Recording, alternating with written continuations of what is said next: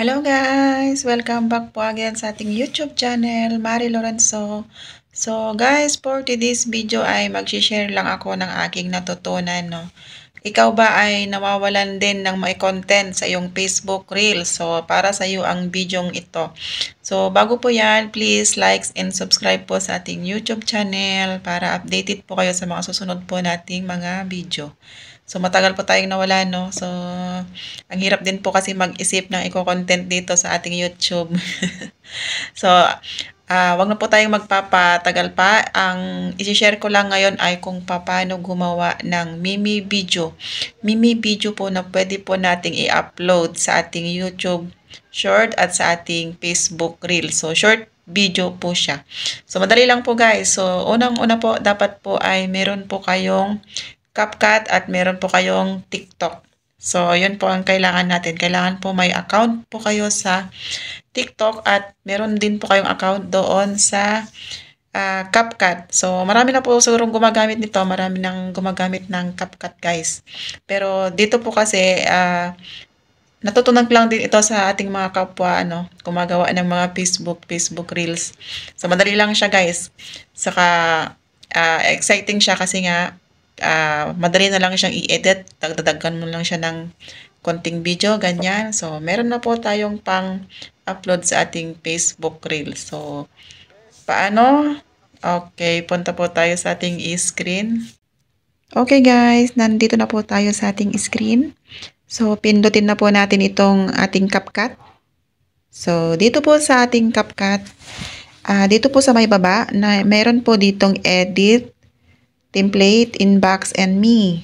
So, pindutin po natin itong template. So, ayan.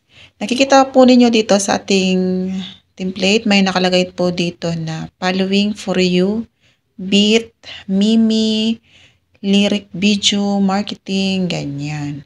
So, pindutin po natin itong mimi. So, ayan guys, andito na po tayo sa ating mimi. So, marami po ditong pagpipilian guys. Pwede po natin lagyan ng ating video. So, karamihan po dito ay parang mga funny. So, nasa inyo na po kung ano po yung kino-content ninyo. So, marami po dito pagpipilian. Meron din po dito yung parang quotes, audio lang siya. Tapos, lalagyan mo siya ng video. Depende na po sa inyo yan guys kung ano po ang gusto ninyong gawing pang upload sa iyong Facebook Reels o kaya sa iyong YouTube Short. So, ayan. So, ito. Ayan. Ito naman. Maganda siya. Mga lyrics video siya.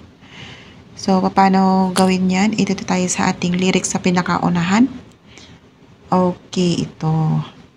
So, ganyan po siya, guys, no? Naalala mo yung araw na... So, paano maglagay dito ng video? Pindutin lang po natin itong use template. Yan. So, use template. Mamimili lang po tayo guys ng ilalagay po nating video dyan na papalit doon sa kanyang video. So, ito. Try natin tong isa. Ito. Okay. Pindutin po natin yung next. So, yan. So, ayan na guys. Kung makikita ninyo, nandyan na po. Itong text niya po ay hindi po yan maaalis. Pero pwede siyang i-customize dito sa baba. Hinaan natin. Ito, nakalagay po dito sa baba na text. Yan. So, andito po yung mga text na lumalabas sa video. Pwede po ninyong i-customize yan o pwede rin pong ganito. Yan. Kung pwede po nyong itong iakyat sa baba o pwede rin po dito sa baba, taas, ganyan, gitna. Okay. Medyo ibaba natin para naman makita yung video. Depende po sa inyo yan guys kung saan nyo gustong ilagay. No? So, ayan. I-play na po natin. Ganyan siya. At kung tapos na po yung inyong paggawa ng kanyang lyrics, wala na kayong gustong palitan, pindutin na po ninyo itong export. Yan.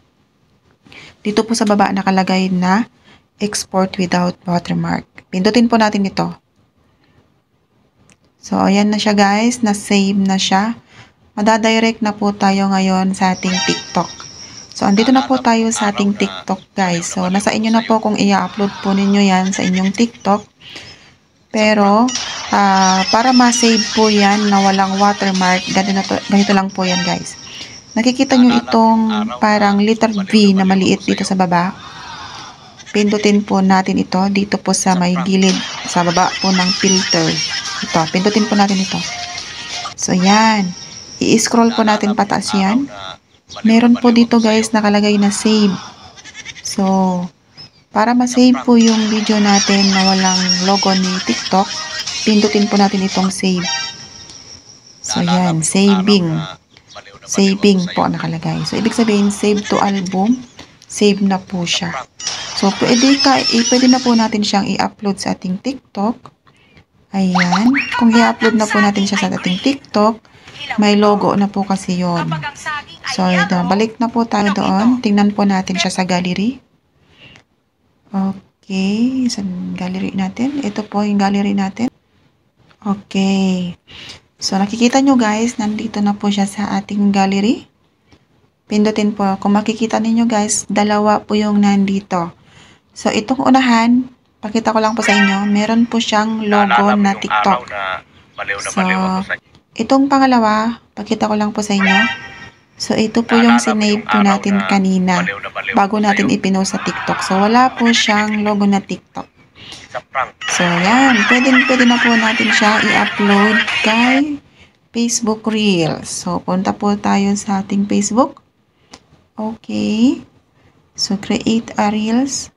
So, ayan, piliin lang po natin, guys, yung walang logo na TikTok. And, naalala mo yung araw na pwede na po natin i-upload sa ating Facebook Reels. So, ganun lang po kadali, guys, gumawa ng mini video na pwede po nating i-upload sa ating Facebook Reels. So, sana po nakatulong. Salamat po sa panonood, sa suporta. Shout out po sa lahat ng ating subscriber. Thank you for watching. Bye! God bless.